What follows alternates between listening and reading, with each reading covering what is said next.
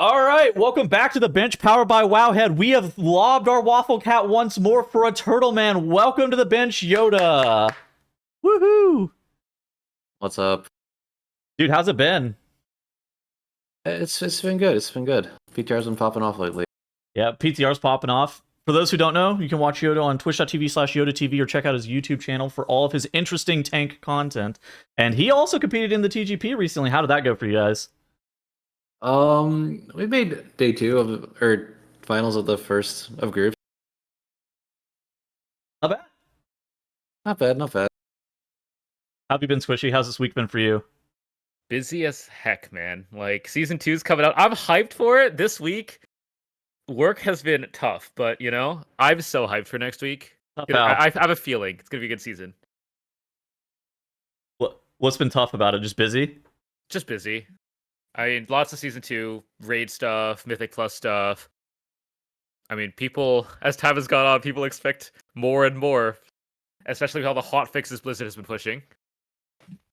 Yeah, like yesterday's class tuning. We'll start talking about that. Do you want to start with class tuning? I think it's probably the best. That was crazy. So there was a little bit of a roller coaster of class tuning. So we're currently recording this on Saturday because I got to travel for the Race to World First on Monday, so we had to move this to Saturday. But the TLDR is that they did some class tuning. Nerfed Havoc Demon Hunter, tried to change Feral from no longer cat weaving, buffed Firestorm for probably the 5th time.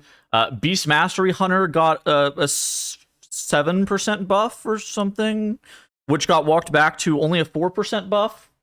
After catching an 8% Aura nerf last week, which you might think is weird, and you would probably be right to think that that's a little bit weird. They stopped Disc from stacking, they stopped Mistweaver from stacking, but they largely changed tier sets as well to make some specializations tier a little bit less strong. And then they buffed Destruction Warlock single target by 150,000 while reducing their AoE by 2%. So a fair trade, some would say. And then they nerfed Arms Execute. What do you guys think about these class changes? Because I saw Yoda emergency hotfix tuning. I saw a video about this. What was your gut reaction, Yoda? I'm sad they nerfed Havoc. I was really looking forward to playing it. I think I'll still play it, but like, yeah. I'm sad they nerfed Havoc too. This was like, because this was 7%, now this is down to 6, right? Yeah. How do you feel about the no tank tuning? You know, it's none needed. Is that a sarcastic none needed, or is it a real none needed? Honestly, I think like at the top, it's pretty close. Like Paladin and Demon Hunter, still people don't know which one people are gonna consider better. Blood Decay is actually playable, I think.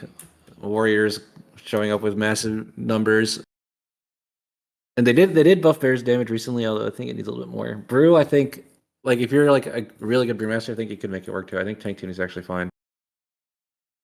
That's actually good to hear, I think. Because typically it's not that, so... Yeah, I mean, at the start of the season, I think it's been okay. Like last season, it was really good at the beginning. You know, I think at some point there were 5 different tank specs represented in the top 10. And then Blizzard, you know, buffed Prot Paladin into a Prot Paladin rework, and suddenly the whole front page was pink. Yeah. Okay. I mean, we don't really... I think it's...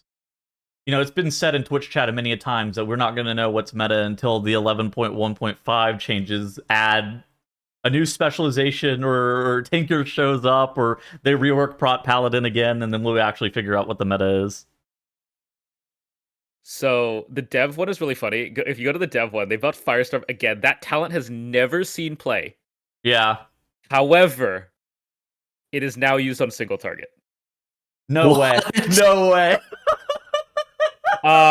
So according to the the theory crafters, after the most recent changes, Firestorm is a slight 10k gain over the default Flameshaver build, which is only run on pure single target encounters.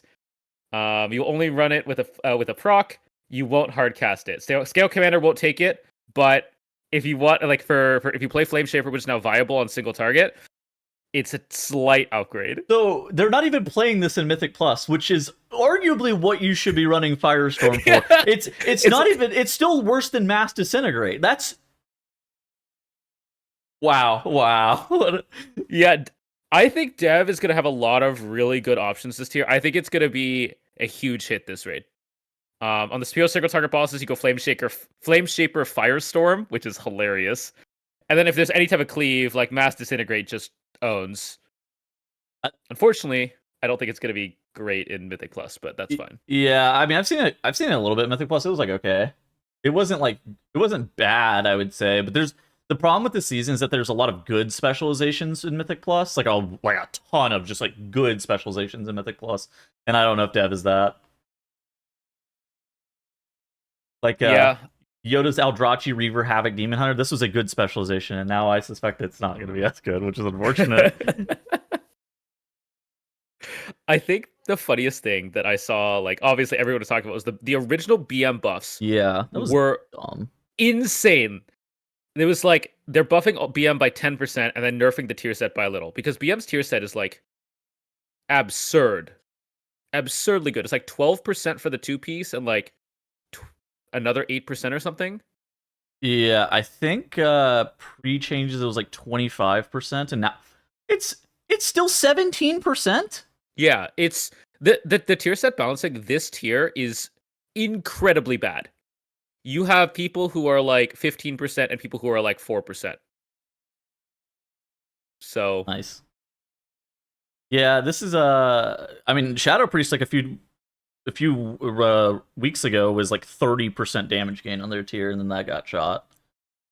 Which you don't want your tier set to generally be that strong, right? Because you run into this issue where at the very beginning of the season there's going to be people without their tier set, so you would rather the spec be like a little bit worse on the tier and then catch it like you see here, like a 10% aura buff. But somehow BM Hunter got buffed after getting nerfed last week, so a little bit of a question mark there. Yoda, how are you, like, what do you think you're going to be playing in like raid? We still don't know, to be honest. It kind of just comes down to what the DPS are playing. That's fair. Because they did just nerf Arms Warrior. I think both me and Dreams don't really like playing Fraught Warrior, so unlikely Fraught Warrior showing, but like Blood DK, Fraught Paladin, VDH, and AD Combi, the combination of those three could be played, I think. Executes OP next year, right? Yeah, we were doing a review of the bosses. I think we didn't look at the last one, but the second last one and the third last one are both like do nothing and then hit 30 or 40% and just go crazy. They just like mechanic vomit. So you really want those phases to be short. It's entirely possible that Gallywix has that as well, but we really don't know what's going to be happening there, I think. Mm-hmm. With did you guys see, like, do you feel like there was anything missing from these sets of changes that you would have liked to see? Mage nerfs. From your experience? Wait, what? Mage nerfs. Mage nerfs. I think God, Fire Mage. Everybody was like, I think that's 2 patches in a row where I was kind of expecting Fire Mage nerfs, and we didn't get them in either patch. And it's not even necessarily that they're OP in raid. I don't know if they're playing Fire in raid. I think they might be playing Arcane, is kind of what I've been hearing through the grapevine. But they're very, very good in Mythic Plus. It's like you're playing with Jaina Proudmoore Unchained. You just feed them PI and they do unlimited damage. Hey, at least you won't have Og anymore, right? Like, I like how these class changes went in and Og was not even mentioned. Just like, you're just gonna stay down there for a season, I think. I'm down for them to be bad for a season. It's and we're probably gonna talk about it a little bit more in depth in a little bit, but like, dude, it actually opens up the meta so much whenever AUG is bad, because like before, say you had a specialization that was like Mage, that was just completely gapping everybody, right? And it looked like it was probably going to be the best spec on the patch. The thing that you would automatically start bringing the AUG, and then you only have one slot that's available. And not only does that basically locks in the composition itself, because there's only certain specializations that can fit a third DPS slot. But like whenever, you know, Mage is OP, right? You can still probably build a good composition that doesn't involve a mage. Especially since it's not 2 slots that the mage is occupying now, it's only 1. That's a little bit different. I mean, Enhanced got hit pretty hard in this as well, I think. I mean, but they were pretty far ahead. I wouldn't have nerfed them looking at their damage in Mythic Plus. I think this is a purely raid-focused nerf. They were big crankers in raid, according to people. So Yeah, it's always the careful balance of Mythic Plus versus Raid for sure. Okay, something I wanted to talk about this patch week. So I actually hated this during War Within launch as well. How we were just sitting there for 3 weeks with no content, no in-game content, no M0s, no high-end delves and stuff like that. I feel like Blizzard should have released this patch at least with M0s and delves. I think they could have slammed Heroic Raid in there, and I would have been okay with that as well. But at least this patch should have released with M0s and delves. That way you could like gear alts. This feels like where is the content? Like what is even happening? That especially released the article is like what to do to be ready this week for season 2, and it's literally nothing. It's like 50 words about you can get some Valor Stones, you get some pieces of 345 gear or 645 gear. You know, read up on our cheat sheets. But where's the content? The patch hit. what have you done this week, Yoda? How much have you played? I've made sure my rings are the correct item level, and I did the campaign one too many times, and that's about it. I go to your stream and I'm like, he's on PTR again. Everybody's he's on Fellowship again. Yeah. I think I don't. It's weird because a patch comes out and you're not playing it. I think that is weird. I think it's bad. You say weird. I think that's terrible. Like it's so hype draining, and I don't even think it has to be something super serious. I think it could literally just be like M0s and delves. Oh, delves would have been nice. Like last season there was like delve week. I feel like that was a True. nice filler. I would take a delve week again. Just something to do. I would agree with that. Right now, it seems like the majority of people are grinding scrap in Undermine. I don't know if you've done that. Or what? For a bout. Oh, it's like a 1% chance for a scrap pile to summon a rare, and then that rare has a percent chance to drop the mount. It is ludicrous. dude, I have more of a chance of trying to get the warband loading screen than I have trying to get this mount. Like I got that bit. I got that. That was fun. I did that. Well, it looks cool. I just have 0 out of 8 of the achievements completed for it. Yeah. It's definitely like I call it weird because I don't think it's necessarily bad because it's content that's designed for people that aren't raiders or mythic clusters, right? Like people who want the story, the Undermine. I think that's okay. Is that true? Okay, so I tweeted this out, right? I tweeted this out saying, like, not gonna lie, I wish that there was like a bit more content between 11.1 and 11.0. It's like kind of weird that the rewards are locked. I would have maybe been more interested in a week where we have like raid M0s or delves open. And people were like, there is content, it's just not for you. Is that true? Is there actually like content for like the mass populace of people? I think for certain people, yeah. I mean, You like, can go ahead. you can run around Undermine, do some world quests, side quests, explore the story. That's what I did. I hit that casual side this week. Do you think it was an adequate amount of content though for you? No, I definitely think it was on the light side. Okay. Like I talked with a collector friend last night, and they were basically like, "This is like one of the shallowest I think in a while," but like it holds you over enough. I think like I did all the gold races on the car. Like I got some of the car upgrades. I did the world quest. I got renown up. Like I don't know. It's definitely on the lesser side, but I don't think it's necessarily the worst thing. I think the thing that like I have the biggest issue with is the fact that you can't upgrade any season 1 gear anymore. It's so bad. Like, the upgrade vendors are just disabled for season 1 gear because they're in this weird transition, and they released a blue post where they said they can't do anything about it. And I'm just sitting here like, I think you should probably fix this because this just feels odd. Yeah, I mean I don't even think it's that bad. It's just really strange to me whenever all I did on the patch was log in, get a couple pieces of 645 gear, determine that I didn't want to go and get Renown 7 for the boots, and then logged on the PTR. That's just like, that's kind of like a strange feeling for like a patch launch. I agree with that. I've just been acting like it's still the last patch, and Yeah. basically the patch is starting tomorrow. Or on Tuesday. Exactly. That's how I'm thinking. That's how I have Act 2 is just like it's the last patch, which that feels wrong to me. I mean, it's basically just 2 different start dates, right? Like if you care about the season, you just start a week later. And Yeah. You'll live, Tettles. It's not the end of the world. Like you're saying, I'm actually stoked for the patch. I think I'm really excited to actually get into the content, which I think is probably why I'm also being a little bit of impatient, because I'm so stoked for the content. Also, can the server stop lagging? I need that to be fixed. Toronto. I think it's been fixed recently. Oh, good. That was, dude. What was up with that? The servers were like unplayably laggy for. Were the instant servers bad too? No, it's just Undermine. Wow. Well, you see, Tettles, if there was more to do, then more people would log in, and the servers would be laggier. Oh no! Wait a second. No. What they need to do is release an enhanced edition that gives you early access to the patch just by a couple days, so that you staggered the launch, so it's not as laggy. Like they did it on release, and it worked fine. There was not that much lag, and then now they didn't do that, and it was super laggy. Oh, waiting for that to go. All right. In other news, they also nerfed Circe Circlet, which, you know, depending on your specialization, it ended up doing stuff. Where is this here? Even in this? Yeah, it's like hit it. They hit it in the hotfix post. It's right there at the top.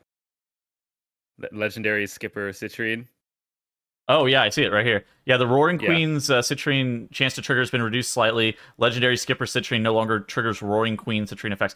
Were classes running this? Moonkin is still, this ring is still Biss. Like we weren't even wearing the legendary skippers. Like There was gonna be some cheese in raid where you play 16 War Queens and 4 Thunderlords. oh. Yeah, there was that cheese, but there was also just really good scaling, because skippers can trigger the gem that triggers allies gems. Yeah, this Roaring Queens. Yeah, so skippers can trigger roarings, which triggers everybody. So it's like a little bit of an exponential scaling type thing, where the more people wear it, the better it is. And that just removes that aspect. And because of that aspect, it made it Omega Biss for like over half the specs in the game. Like you were not replacing it in Season 2 with any ring. This makes it more reasonable, and like it seems like from initial sims and stuff from the theory crafters, it's somewhere around like the heroic to mythic ring now. As in, you will replace it, which is probably good. Unless you like mastery, which in that case you're still wearing it. Yeah, I'm still wearing it. Like it didn't change anything for me. it's not gonna. You're never replacing it. Yeah. The entire patch.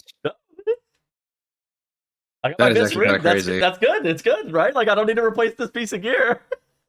Do you actually feel like that's good? No, absolutely not. I think it's so Okay. stupid. Okay. I was gonna sit here like, do you think Arcade Mage using Spy Masters the entire next patch is good too? Like, Yes, I do. No, obviously, I think it's terrible. Like, I just thought I didn't really understand this nerf, because I didn't realize that other classes were only wearing the Circe Circlet because of this. I thought that they were wearing it because of the stats that it provided, but maybe that's just my spec.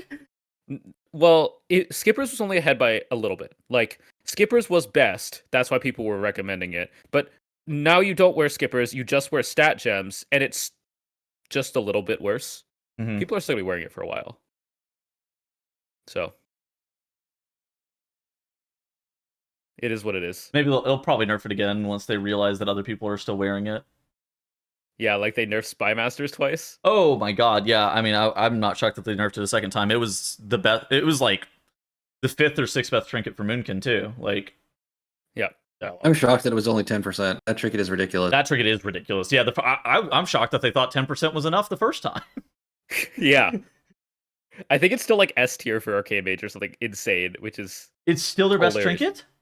I don't know that it's their best, but it heavily competes with their best trinket still. I hate mean, that. it's the way Arcade Mage scales, right? Evocate gives you a percentage increase to your intellect, and Spy Masters is flat intellect. Yeah, So- I guess that makes sense. They also nerfed some other trinkets.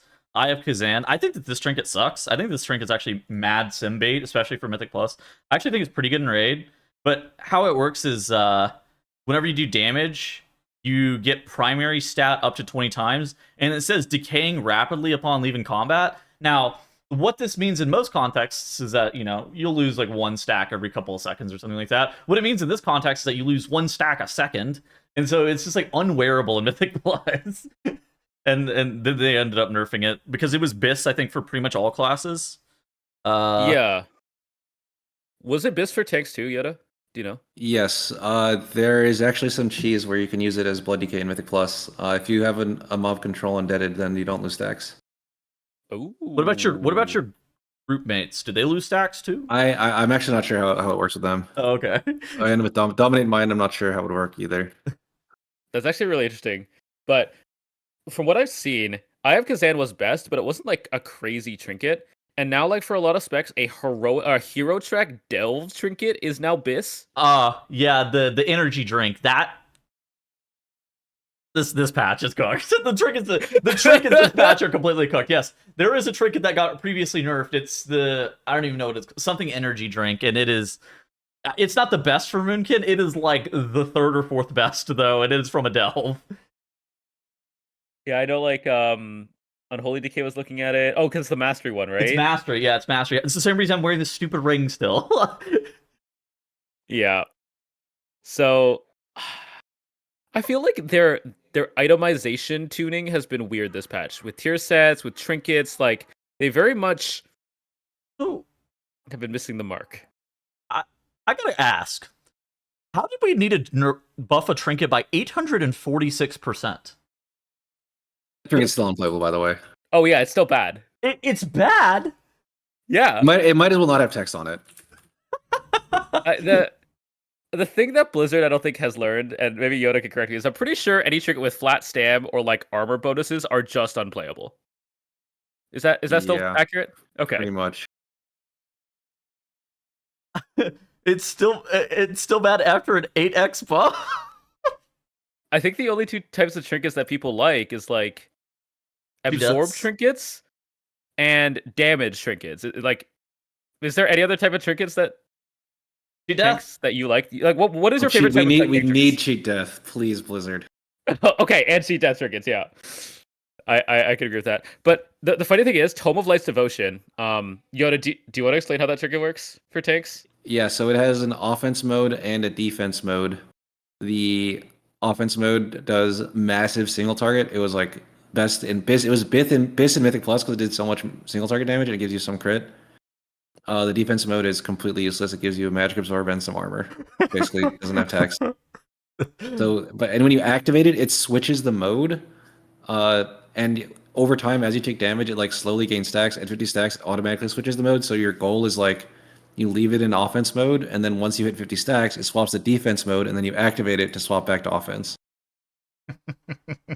and I think like the ICD makes it so that it goes faster, essentially, right? Like you cycle through the 50 stacks faster, so it's not you don't have 100% uptime on it. Because before it was like an insane trinket, right? Yeah, the change they did makes it so that you basically are forced to sit in defense mode for longer now. I think in raid that probably will not be the case, but in keys you definitely are going to be in defense mode for longer. But don't worry, they buffed the armor by 40%. Yeah. I mean, Bear Druid's already armor capped, so why do we need more? Need some more on top of that, I guess. Yeah. They also did some pretty big dungeon tuning too. Actually, I don't know what Yoda's gut reaction on these were. I thought that these were all great changes. Yeah, most of them are really good. I think that Priory of Sacred Flame and Operation Floodgate, like if you're looking for keys to Pug week 1, these are probably the dungeons that I would still stay away from, even though they did end up getting nerfs, and these are like pretty steep nerfs just in general. I do think that these are still probably the hardest dungeon to like jump into just straight up and be able to have like a successful run though. I mean, you look at the amount of text on Operation Floodgate there, and that dungeon is still like difficult. I think it just does so much damage like across the board. I think it's partially due to the fact that it does a lot of damage. The timer's really tight, but also wide open dungeons generally are like pretty bad for pugs. You know, as much as like high end key pushing sweat people love open dungeons, like the choices that you have, especially until you figure out what the optimal route is in a dungeon, can be a bit overwhelming for some like just like weekly key doer people. And I think that Floodgate runs into this problem where there's a bunch of mobs that are just like, you didn't know that they were landmine mobs, but they are, and then you end up wiping accidentally pulling them. What last time we did this, I remember right before the season War Within came out. Yeah. We kept going on about how tough Dawnbreaker was gonna be. Yeah. And it turned out to be a really easy dungeon. So I guess like I like to say for each of us to name what you think the hardest dungeon will be and what you think the easiest dungeon will be. Taylor's gonna go first. By the end of the season? No, like this week. Oh. I think Priory is probably the hardest. I think the easiest is Theater of Pain. Okay. Yoda? Amen. Same too. Okay. Workshop is pretty Workshop's pretty easy. too. I was gonna say Floodgate and Workshop. Because I think Workshop, people kind of have a little bit of knowledge already. And Floodgate, people are going in basically completely blind. And I think there's enough ways for you to just like feed in there. But we'll see how this tuning goes, I think. The thing with Theater's timer is that it's so generous. Like, you'll time that, like, we'll be doing like 15s on the PTR or whatever, and you'll time that key with 15 deaths. Like, the timer in there is free, assuming that you're not straight running it. Also, at the top of this, there's a line of text that says, Zab the Unfallen Seismic Leap, damage reduced by 20% and no longer affects players being pulled back onto the platform. I'm pretty sure somebody saw this clip of me in Theater of Pain at some various point, and I completely had zero counterplay to literally getting stomped. This fight was so stupid. I think it's still so stupid, but I think that boss is bad. It's like last boss of Necrotic Wake. It's kind of like Nalthor, where it's just like, oh, I thank God we don't have Augurborker. That spec sucked, by the way, at that boss. But I think it's the ability to kill banners is just like so difficult, and the fact that the boss keeps spawning them sucks. how do you feel like the dungeons are going overall, Yoda? Now that all this tuning has happened. I mean, Priory and Floodgate, I think, are gonna be really really annoying. It doesn't help that like a lot of people's best trinket comes from Priory, and a lot of other people's best trinket comes from Floodgate. Because there's like the crit stat stick is in Floodgate, and the signet of the Priory is in Priory. So I think there will be widespread suffering week 1 from those two. The rest of the dungeons I think are kind of chill, especially for the tank roll.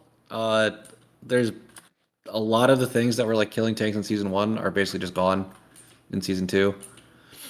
You basically, I'd say it's more of a healer centric season based on the dungeons. Yeah, so last time we had you on, we kind of talked about that because that was like right after they did the tuning pass where people were calling that tanks were going to be ruined. That was when they made tanks take more damage and said that they wanted to make them receive healing. How did that end up like playing out over the course of season 1? Like, how did you end up feeling like that played out? It did not play out like that whatsoever. Tanks were just fucking getting one shot left and right. Yeah. Do we think is it better this season? You think? Yeah, I mean the fact that there's basically no like repeated tank busters. Every tank buster is either from a boss or like a mini boss type mob, means that you basically only die to like not having your mitigation up or trying to do like a massive pull and dying to melees. Those are basically the only ways. Okay. I mean, I think that's overall better for the pug community too, because like, I think the biggest thing that people realized was that there's just no tanks in season 1, and so if the tank roll is made easier, hopefully that helps as well. Does this solve that? I mean, obviously I don't think that making the role necessarily harder is going to do you any favors with finding more people to play tank. But are there like a lot of tanks just sitting on the sidelines waiting for tank to become easier and then they're going to jump in? Like, is that really what's happening here? I think maybe. I think a lot of people definitely were considering swapping a tank and they gave up because they didn't want to like just int the key by dying. I think for me, like, I used to tank and raid. I used to be main a tank, and now I played tank for maybe like 2 weeks in season 1 and then just didn't play tank again, just in case. It just wasn't it. I was not feeling it. So I think there's definitely some people out there. Would you consider tank this Um, season? I will try it again for 2 weeks, and if I don't play it again, then I'll have my answer. But yeah, we'll see how that goes. How do like stops feel? I know one of the major complaints from people this last year was like the stop change was so bad. Is it still bad? It's still pretty bad, I would say. I think they're going in the direction of keeping the change the way it is, but they're making it so that in the dungeons you can like route so that you don't have too many casters, so you don't need to like have insane stuff. And usually one bolt, at least the levels we're doing, isn't just death. So like if a kick goes through every now and then, it's fine. And there's like only 2 casters, so you could technically do like a proper rotation around it without their stuff going on cooldown. I think like Yeah. I've noticed they've been doing a lot of tuning with like actually changing out mobs too. Like in Rookery, I know they've done that a few times. Definitely in Priory, they changed a lot of the caster mobs to just straight up melee mobs instead.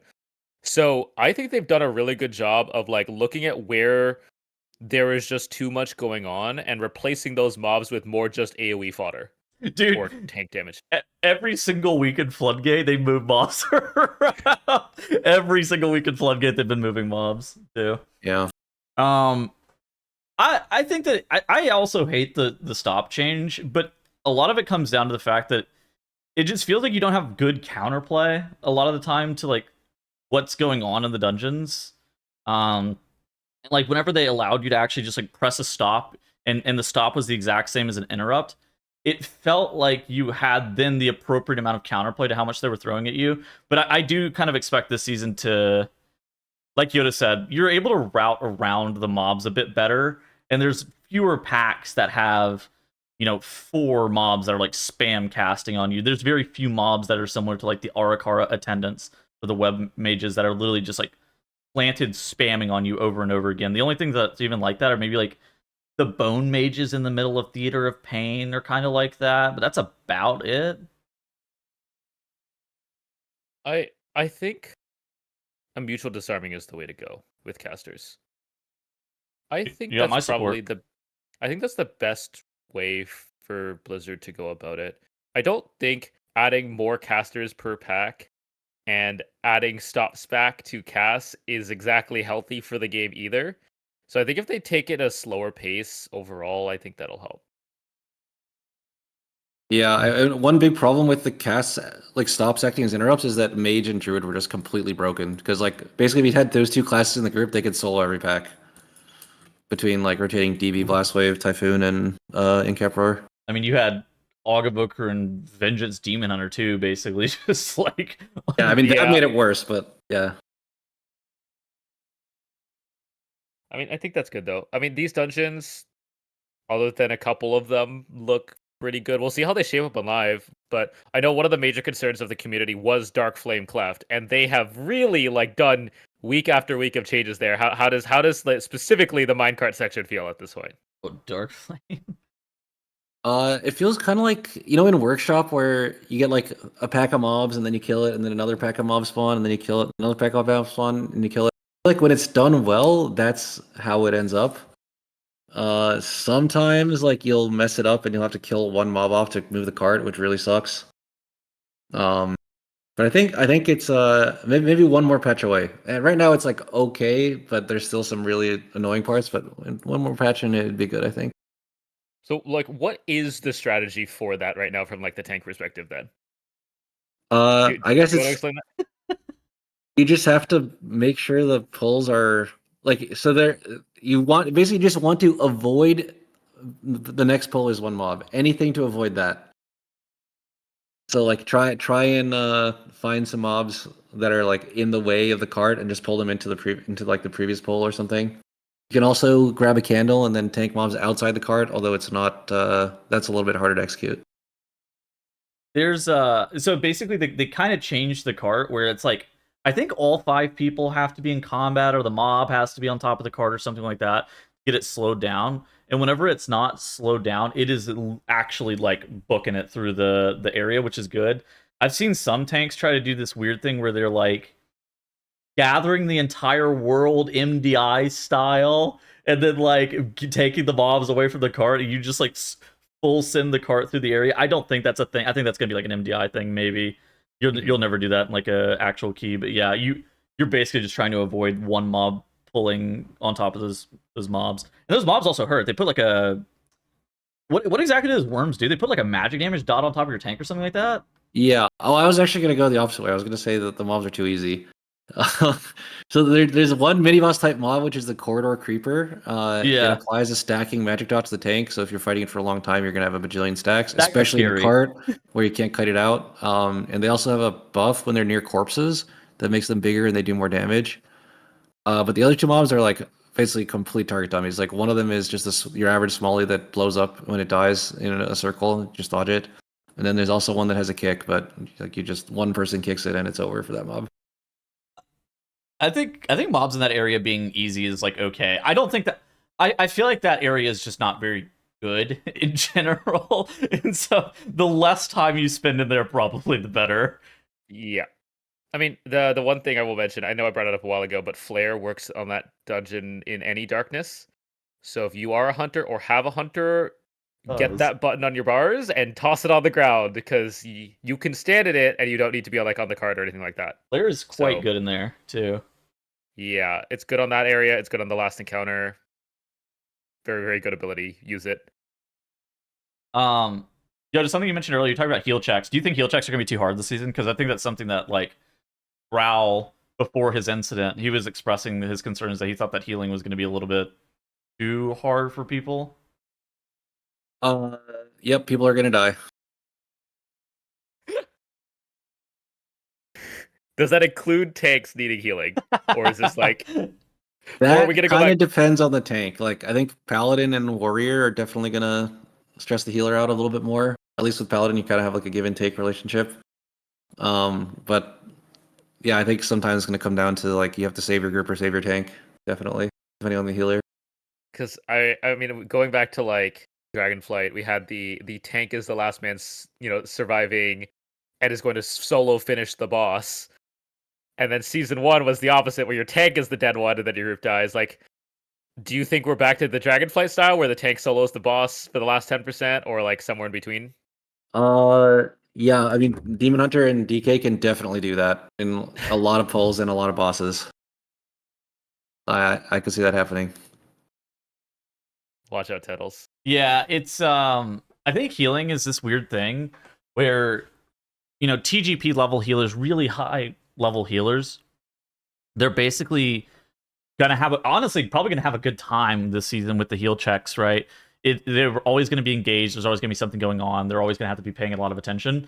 But I think that for the average player, just the increase in random ambient damage, on top of the fact that just like average players love to take unavoidable damage or avoidable damage. They love to take avoidable damage just all the time, and that's gonna like healing low keys is already like a full-time job. Like honestly, twice as hard as healing like a high key, because at some point you just like stop taking avoidable damage. And I think it's gonna be brutal for like some of these people who are just trying to do weekly keys.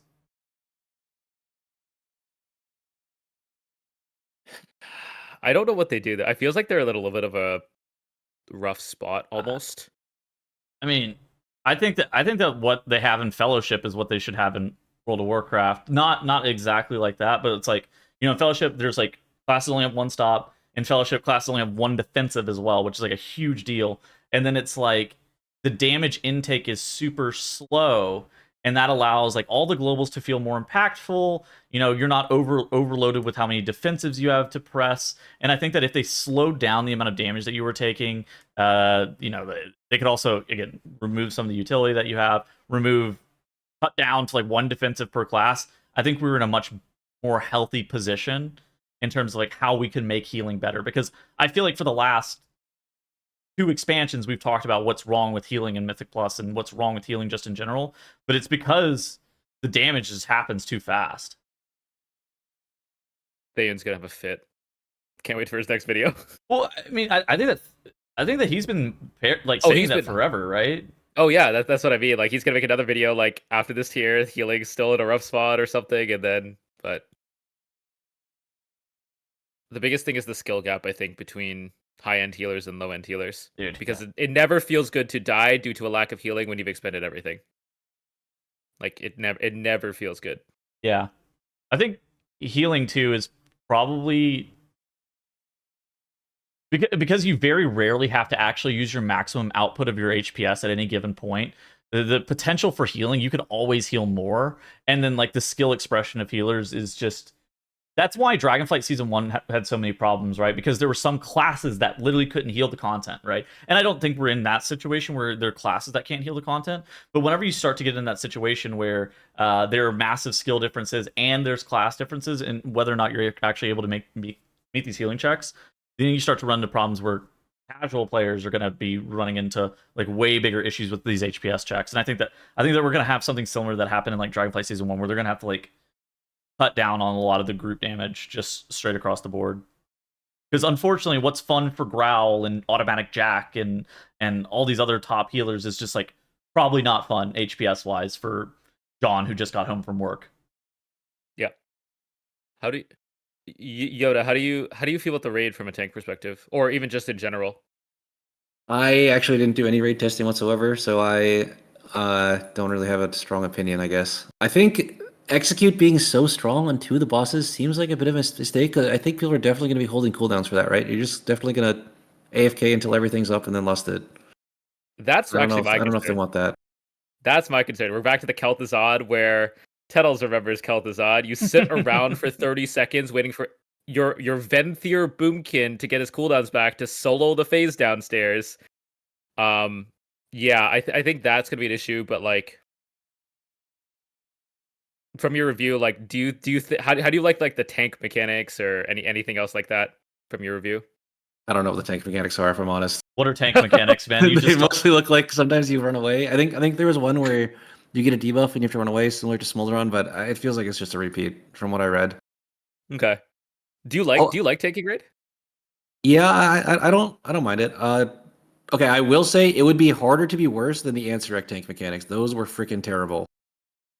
The one like in P1, like if the wrong tank accidentally pulls aggro for 0.1 second, he's just dead. I really didn't like that. Okay, this is just a random question. Did you have threat issues in P1 Answerek? Yes. Did that happen? Every guild I know has had threat issues on P1 Answerek, and I swear to God, there's some bug there on that boss that causes the off tank to pull aggro. And I don't know what it. Yeah, I would pull aggro. I look at the damage meter. We're doing the same damage. It was the most insane thing. Dude, every guild I've talked to, that has happened to their tanks, and nobody can explain to me why it's happening. what classes? What was it always the same class pulling? We've been doing multiple combinations. Yeah, it's. Oh wow. Is it around the first pop? There are two big things. One was like on pull almost, like right after the first one, and one was towards the end. I don't think we had issues on the first pop. It was after after the third route. That was like the one where people didn't have immunity, so we had to break it. I would like pop all my damage, and sometimes I'd pull aggro from there. Yeah, I don't know. That was weird. I swear it has to do something with like roots or the fact that people flying in the air and somebody's out of range, so she just goes with the next person or something. But like, threat on that boss was awful, and no one could tell me why. Weird. Anyways, that's a weird problem. I actually didn't know that people were having threat issues on that fight. It was also really punishing. Normally, like the wrong tank pulls aggro, oh, it's all good, just thump back, or like maybe you have one extra stack and you just cool down through it. But like on Answerek, you pull aggro at the wrong time, you're just dead. You just die. Dude, I don't know. I think tanking raid, like, I don't know what it is. I feel like I wish they had better tank mechanics for raid just in general. Yeah. Yeah, I mean, it's definitely easier than Mythic Plus. It kind of just feels like you're damage parsing, but you're not playing a DPS a lot of the time. Yeah. Did you take Ishara? No, I didn't. I actually started tanking raid in like Dragonflight. I think that boss had the worst tank mechanic of all time. Do you know what it was? Nope. You have the LOS? You had a debuff. The same debuff as that applies to the entire raid, except it lasts for 12 or 15 seconds, and the only way to get rid of it is to line of sight for that entire duration. I forgot about Oh that. man. That was terrible. So the tanks literally just had to go fuck off into a corner for 12 seconds while the debuff dropped off, then come back to the boss. Worst tank mechanic of all time. Oh, that still makes me mad. Dude, I kind of wonder if they could actually move to like one tanking raid. Now, this is like insane to even think. Hold on, just let me cook for a second. So obviously we've always had 2 tanks in raid, but I actually don't think taunt swap is like an engaging mechanic. And I think it would be a little bit more interesting if you were actually like having to tank a boss, not like to the difficulty that it is in Mythic Plus, right? Like I think that level of difficulty of like tanking mobs in Mythic Plus is like a little bit too hard outside the scope of what I'm talking about. But I do think it would maybe be a little bit more interesting if you were the only person who was actually tanking a boss.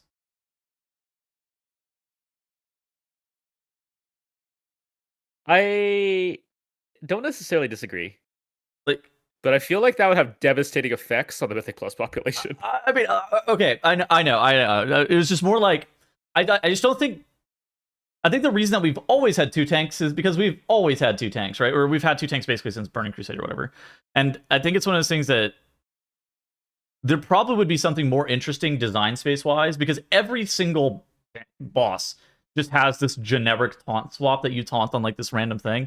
And I think that like you very rarely, like Yoda said, you were just playing it basically like a DPS. You're just going for the parse, and something about that feels a little bit wrong.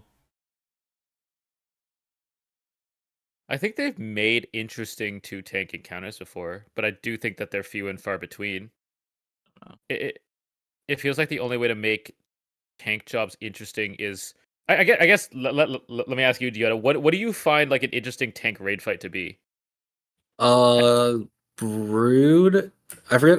Broodmother. I forget the full name of it. Season 1 Dragonflight, the second last boss. Yeah. Broodkeeper. That boss was very. Yeah, I felt actually I did play DPS on that boss, but I was like when I was watching my tank, I was like, this guy's a fucking hero. So like positioning stuff. I think positioning and just general survivability too, because you were taking ads and the ads actually had tank hits. I think Saturn Athreus was I think a pretty decent tank fight. He hit hard. The dance and the positioning was really interesting. The taunt swaps like made him teleport around, and which I think was an interesting kind of like gimmick. But I definitely agree with Tettles that from my point of view, tanking raid is just taunt swap with a debuff. And even this raid, I don't think there's like a sludge fist cleave, like you know when it hits one tank, it hits the other tank type thing. Yeah, they don't have anything like that. I'm pretty sure one tank most of the time is just not taking damage for the entire raid. I mean, not to say it should be like this, but like, there's no reason to like. How do I even describe it? The only time I ever see a tank die in raid is if somebody else fucked up a taunt swap, right? Like, if you mess up a taunt swap, that's the only time I've actually seen a tank necessarily die in raid. Now, it's not always true. You know, like Brood Twist or Ovanax, somebody could get clocked by spiders and die, but like, it's not super common to actually see tank deaths that are related to anything except for taunt swaps. Brood Twister's interesting that you mentioned that, because the issue of that was 1, grips, but 2, you broke triple spider at times, which required 3 taunts from 2 tanks. And that math just doesn't add up unless you have blood decay. That was yeah, that was interesting, especially when the spiders like don't get hit by AoE skills while they're arming, and then they're suddenly like active. And then they melee. Wait, really? Yeah, that is good. so Yes. cooked. Yeah, I didn't know it was like that. They had that. I don't know what other. They happened on the previous boss fight where they just don't take threat for like a good second or two, and then they immediately melee their closest target because they have no threat on them. Brood Twister was a choice, and there's a reason that most tanks 3 tanked it. So, I mean, before we started the podcast, Yoda and I were just like sitting here talking, and he was talking about how Druid of the Claw looked like it was going to be good for raid tanking because you're able to like cat weave, and you're like sitting in cat form, you like Heart of the Wild on the opener with a massive attack or whatever, and that's, I don't know. There's something weird about that. If you're off tank, it's literally sitting there cat form, just hitting the boss. then you swap bear form, you just like start taunting. You're like, all right, what is this? That's how it used to be in Classic. You brought a Druid tank because they could do that. So you brought 4 tanks and had to get fire res gear in Classic too. That doesn't mean it was good. Hey, I mean, you do what you need to do to kill the boss. More damage, you know. How's tanking been without Aug and Mythic Plus Yoda? I don't even notice, to be honest. Live, I'd say it's like half a key level or something. I'd say the biggest difference is that your healer is way stronger when you have an AUG. Mm-hmm. So they're able to heal you more, and they're not suffering as much, so you don't have to help them as much, etc. Yeah. And you agree that Aug is like dead this season, right? Like, I mean, I am not an AUG scientist, but all of the scientists have agreed on the same conclusion. It's so tell us what you're playing. Moonkin, and then if Moonkin sucks, I'll play something else. I don't know. Petals? I mean, maybe. I'm not opposed to playing Ellie. I'm not opposed to playing Feral. I could play Feral. To log on Ellie's dooming. Petals I Lad.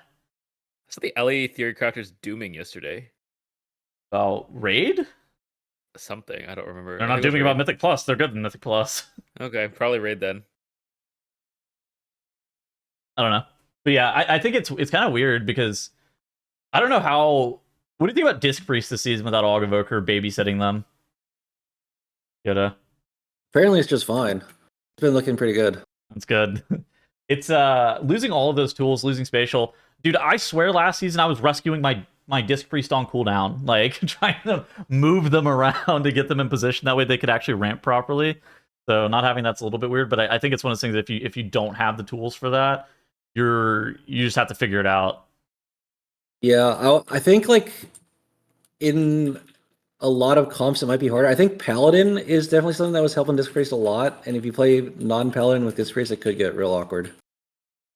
Yeah, like a Venge disc combo Yeah, where the disc is literally on their own. yeah.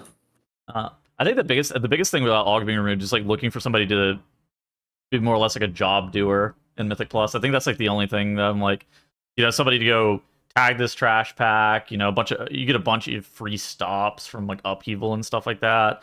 Somebody to babysit the flesh crafter, like a bunch of stuff like that. Now. Oh God, please don't say that. The name of that mob again. That guy, I hate, dude. That guy is a menace. I hate that mob so much. It's only like a couple more days of that, and then we move into Theater of Pain. Woohoo!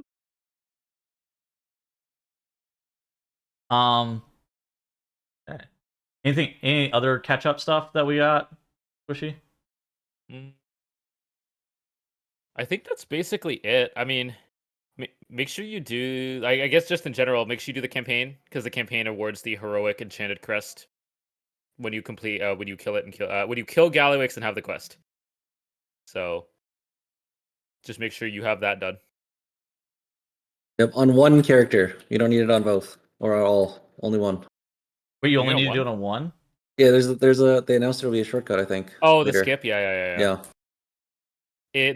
There will be a skip starting next week once one character's completed the campaign. All right. As for cool stuff we've seen this week, have you guys seen this party syncing technology for the ring upgrades? Oh God, I don't want to get banned, but I probably won't. You probably won't get banned for that. Probably won't get. I didn't do it. I just heard about it. So apparently, there's a way to party sync the Citron upgrades. If you're a group with people who have the quest, and you just like spam turn it in over and over again. It takes like 30 minutes, man. That thing does not take long. Like, well, they don't ban anybody for anything, anyways. Like, yeah, the group of people being me and my second account. me and me. Yeah. I mean, people are going to need the ring. It doesn't take long, but I guess if you want to. I mean, people did the whole faction transfer thing back in December, and I don't think anything happened to them, so... No, nothing's happened to anybody about any exploit ever in this expansion, except for rep that one time. Which happened to catch a lot of innocent bystanders who multi-boxed. Yoda, what was your opinion on all these exploits this season? Oh, it made the season a lot less fun, in my opinion. I wish they would have just said like what is and isn't okay. Like the mistletoe, I mean, they greenlighted it like 5 years ago or something, but the garrison buff was like a pretty big edge, as was the raid buff abuse. So I don't know. I feel like hopefully some action comes from because I think it's not too late, right, to deny people title that exploited. Yeah. They might do that. But I wish they would be more on top of that, for sure. Hypothetically, is there a story mode for this raid? Yeah. There is a story mode. That's great. That's so good. I mean, can't you just story mode Ansarek is still around too, right? Yeah, I'm pretty sure you can. I guess you could just go back. I don't really consider it like that. Did they implement? Because Morgan Day in the interview said like there was a bug. Have you tried just hypothetically on the PTR? Going in I story haven't mode? tried anything, no. That's the sweatiest thing ever. No, I'm not going into the story mode on the PTR to try to get my buffs. Morgan Day said it was a bug that they were in the process of fixing it, so it might be in. That could be a good Wowhead article for you, bro. You should go check. I mean, I'll remind people that the way Keystones upgrade next week is or Keystones are given out next week is different. It's auto-looted to your bags. So if you plan on skipping the lower levels on your main, make sure you do Keystone on alt first. Is that better? I feel like I feel like I would just want everybody on their main just for the chance of even though it's non-hero track loot. I think I'd rather you just like get those pieces on a relevant character as opposed to an alt. I would do 2 keys on an alt, then swap to my main. I would do like 2, 5, and then you probably get like a 6 or a 7, and then run that one on my main. That's That what trick I does would. work though, right? The one where you if the first key you do of the week is a 7, then you will loot a 6. Yeah. Yes, that is the way it worked previously. Obviously, they can change it after hearing this, but that is the way it should work. I mean, in addition to that, you want to be farming 6s and 7s almost exclusively, like Yeah. if possible. Like, okay, you're gonna you want to do 10s for your vault, but 6 is the very beginning of hero track, and you get the max amount of ruined crests, so you're able to upgrade your hero track gear as fast as possible. And then 7s are the bottom end of gilded crests, and so you're still getting hero track gear though, but you're able to do these easier. That's why I say just do 2, then 5 on an alt, and then whether you +1 or +2 that 5, you do that one on your main. I think you're in a happy medium, because a 2 is pretty useless beginning of the week, or even late. 2 is pretty useless late in the week. Yeah, like your main getting loot from a 2 is not going to make you happy. And nobody wants to run it at the end of the week either, theoretically. So what if it's the Priory trinket though? Yeah, then you're gonna be even more sad because you're just gonna have it and you're gonna have to rerun a key. I think my cool thing this week, other than that, is Evoker's got a root break on Rescue. I don't know. It's a freedom. Essentially, they got freedom attached to Rescue. So a lot of people don't know that. Works on Ansarek roots. Works on whatever's coming in season 2. If you ever rooted or any like movement impaired, use Rescue. Good for the Zav slow. Also, Phantasma Priest Snare Break, also good for Zav slow with the banners. It just fully removes it? It isn't fully... Okay, it removes it temporarily. Oh, okay. It resets your stacks, more importantly. Okay, the banner slowly stacks up, right? So yeah. It's immediately not that slow. Yeah. But as if enough specs didn't already have a movement impairment remover, Evoker gets another one. Yoda, you have anything cool this week? I haven't really been logged into WoW this week, so I don't have much. How have you been enjoying Fellowship? That game has a lot of potential. Okay, I would say also it's way more similar to Diablo 3 than it is to World of Warcraft, which in my eyes that's a good thing. But like the gear grind system, the fact that there's like no weekly stuff yet, and also the character, like how strong your character actually becomes. I think it's closer to Diablo 3 than it is to World of Warcraft. Like in World of Warcraft, you like do your weeklies and then you're basically like done for the week. With that game, you're like never done. I think that game could actually benefit a lot from like seasonal stuff similar to other ARPGs like PoE and Diablo. Yeah, I think that I also could maybe be down for like a hardcore, like an SFHC style like season for Fellowship as well. I think that game has a lot of potential though. That game is fun. I think that game is very, very good. I'm excited for it. I think the biggest thing about that game is they're gonna have to be able to just like actually maintain like a pretty strong player base of people that are playing it, because I think that game rocks, but I think the hardest thing is to just like get your foot in the door with people that are actually willing to, main that game or come back and play every single season. And I think that's going to be the hardest part for them, is just being able to have that market penetration, because you can play basically any game you'd ever want. And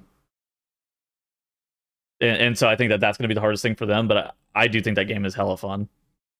I think that game has a significant overlap with, like Yoda said, it has Diablo gearing with WoW like combat, kind of.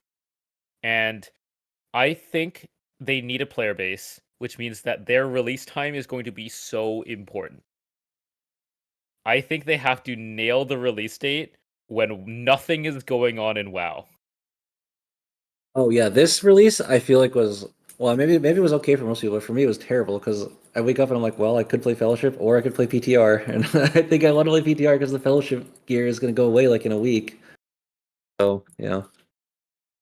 Yeah, I mean, like it or not as well, we're also like content creators, so we're also incentivized to play World of Warcraft right on the patch launch. So it's like, yeah, I mean, right now is like the time to, is like, if you want to play World of Warcraft, now is like when you really want to play it. So Yeah. the timing of the release is definitely gonna be important. Okay, we got a Q&A question this week. We have a question from Daniel. He says, as a way to stop fighting the roster boss in many Mythic guilds, how would you guys feel about 20 to 25 man flex Mythic raids? That way everybody can participate. You don't have to field a bench. There's obvious arguments about Blizzard tuning fights, but I think that this would be minimal impact aside from the guilds competing for the Race to World first. Yoda, you want to go first? I think that could work, but they would need to implement it after the Race of World first, or like at some point later in the season, not at the start. Mm-hmm. I think for me, the whole point of Mythic was to make it not flex. Otherwise, you run into issues where abilities scale weird or things like that. Having 5 more people is going to make some mechanics easier. It's going to make some mechanics harder. And people are going to latch on to the optimal number regardless of what the actual number. But I will say I do see where he's coming from, right? Because like it's so hard to field a bench. Like basically, if you're outside of Hall of Fame level guilds, those people might have 21 people on their roster. They might have 20 they might have 19 people on their roster, and they're pugging somebody every week, right? Yeah. And like it's so hard to field a bench in those level of guilds. Like how many guilds from Raid Leader Exchange are like looking for bodies like every single week, Squishy? I muted the Race to World last channel, to be honest. But I mean, you probably assume it's like every one of those guilds is like looking for people, right? Yeah, I mean, there's definitely people looking. Like, I understand that. I think the bigger issue is just 20 is just such a high number that you basically are having these people around as if, the way that Mythic rating and the way Mythic guilds operate is equivalent to a full-time job. You are applying for a position and a spot on the roster, and you have to maintain that. But that's just because how hard it is to maintain 20 consistent people. And so, like, to me, it's the chicken before the egg, in that if the number were to be reduced, this wouldn't be an issue. It'd be a lot easier to go, Tettles, Yoda, GROWL, do you want to raid? We can find 5 more people. Let's go raid. So, yeah. That's kind of how I feel about it. Anything else, Tettles? No, I think that's it. Thank you so much, Yoda, for coming on. We really appreciate it. Yeah, thanks for having me. It was good. All right, we'll be back next week. We'll probably end up recording it at the Race World first, where surely it's not scuffed, and surely GROWL will be better by then. Surely, and Kalamazi won't make a cameo, and Jack won't make a cameo, and Dranos, who knows? Maybe we could get Kalamazi on. That'd be cool. I hope GROWL feels better. All right, GG's. Bye-bye. Jeez.